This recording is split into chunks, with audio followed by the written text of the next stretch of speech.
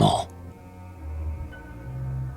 Au milieu de la nuit, un rêve, une gare de chemin de fer, des employés portant des caractères cabalistiques sur leurs casquettes administratives, des wagons à claire-voie chargés de dames Jeanne en fer battu. Les brouettes ferrées roulent avec des colis qu'on arrime dans les voitures du train. Une voix de sous-chef crie « La raison de Monsieur Giture, à destination de la Lune ». La manœuvre vient et appose une étiquette sur le colis désigné.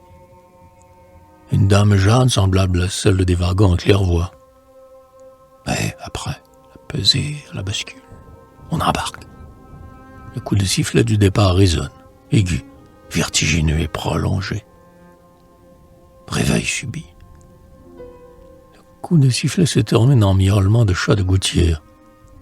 Monsieur Giture s'élance, crève la vitre et plonge son regard dans le bleu sombre au plat de la face narquoise de la lune.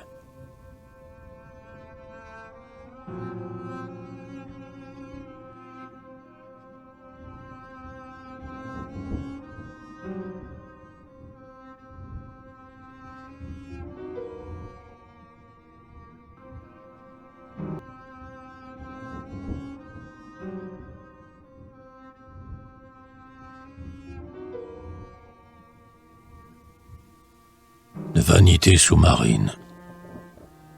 Amphitrite rose et blonde passe avec sa suite dans un lointain glauque, sous l'eau de la mer du Sud. Comme les nymphes parisiennes qui vont au bois, elle conduit elle-même sa coquille de moule, délicieux coupé verni en noir luisant, champi d'azur et de nacre.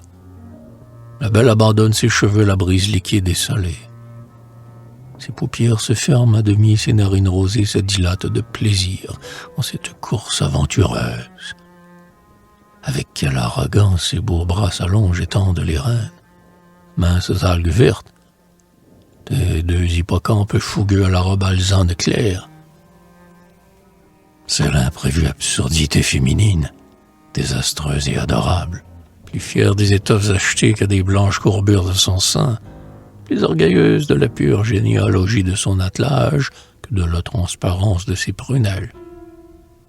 Elle est attendue à quelques réunions de bienfaisance où des néréides font la quête, escortée au milieu de la foule par des tritons empesés dans leur faux col de cérémonie, et où les sirènes doivent se faire entendre au profit des cités ouvrières qui fabriquent le corail.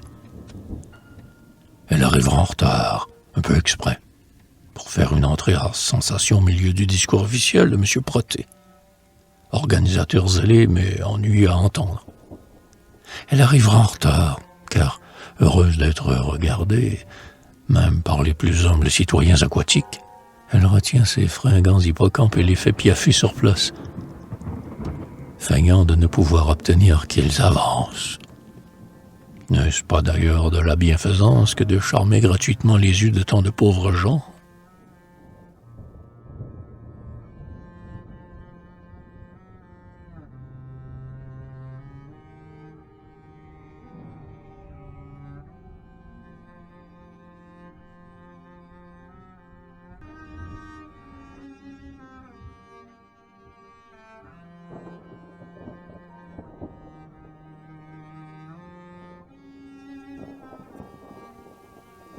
Le vaisseau piano. Le vaisseau file avec une vitesse éblouissante sur l'océan de la fantaisie. Entraîné par les vigoureux efforts des rameurs, esclaves de diverses races imaginaires. Imaginez, puisque leurs profils sont tous inattendus, puisque leurs torses nus sont de couleurs rares ou impossibles chez les races réelles. Il en a de vert, de bleu, de rouge carmin, d'orangé et de jaune, de vermillon, comme sur les peintures murales égyptiennes. Au milieu du vaisseau est une estrade surélevée, sur l'estrade un très long piano à queue. Une femme, la reine des fictions, est assise devant le clavier. Sous ses doigts roses, l'instrument rend des sons velouteux et puissants qui couvrent le chuchotement des vagues et les soupirs de force des rameurs. L'océan de la fantaisie est dompté. Aucune vague n'en sera assez audacieuse pour gâter le dehors du piano. chef-d'œuvre d'ébénisterie en palissandre miroitant, ni pour mouiller le feutre des marteaux et rouiller l'acier des cordes. La symphonie d'Hilarote aux rameurs et aux timoniers. Quelle route et à quel port conduit-elle? Les rameurs n'en savent trop rien, ni le timonier. Mais ils vont sur l'océan de la fantaisie, toujours en avant, toujours plus courageux. Voguez, en avant, en avant! La reine de la fiction le dit en sa symphonie sans fin. Chaque mille parcouru du bonheur conquis, puisque c'est s'approcher du but suprême et ineffable, fit-il à l'infini inaccessible. En avant, en avant, en avant!